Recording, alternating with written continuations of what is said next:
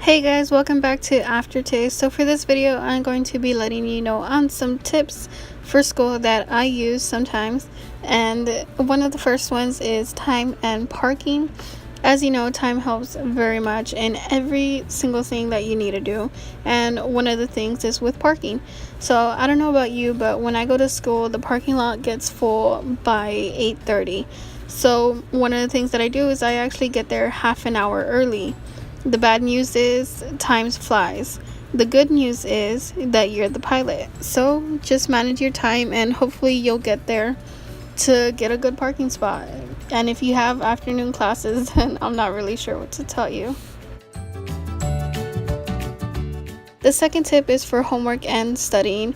I'm the type of person who uses both planners and apps on my phone, but for this tip, I'm going to be strictly talking about the apps on the phone. And the first one is this one, which is called My Homework. And basically, you just type in all the information that it needs, which is what you need to do for what class, what type it is, such as homework, tests, exams, and stuff like that, the date, and basically everything that it needs.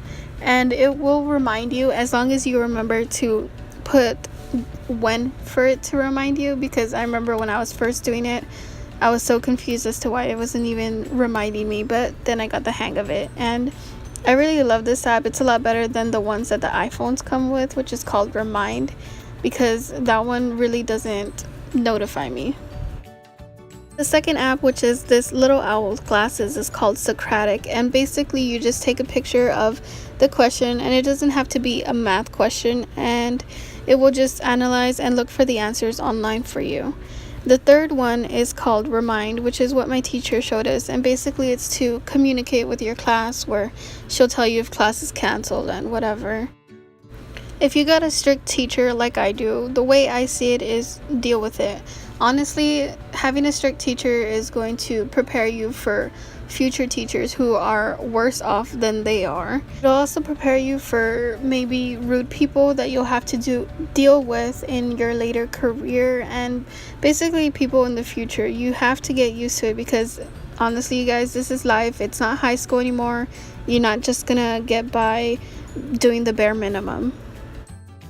The next tip is to eat, whether it's breakfast, lunch, or dinner. You won't be learning on an empty stomach, which is what some of my teachers have told me.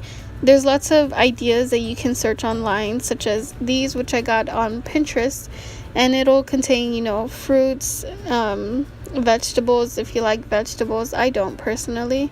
And also there's school lunches. I know my school has an area where they sell food, so you can be energized and not get sleepy or not be annoyed while in class trying to learn.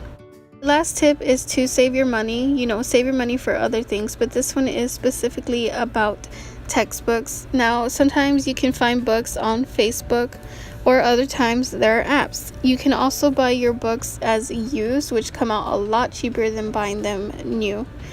And one of the apps that I'm talking about is called Chegg, and basically they have these amazing deals on books that you need, and they'll for sure have it. I think I've gotten one of my books online from there actually. All you have to do is type in the textbook that you need. You can scan it if you took a picture of it from the teacher that showed you a paper, or you can write in the ISBN number, which is at the back. As you can tell, here are some of the deals that they have, and they do send you a temporary one, which is online. Meanwhile, the one that you ordered is going to be shipping, and they also send you a complimentary Red Bull. But that's it for all these tips that I have. Thank you guys for watching. I'll see you next week. Bye.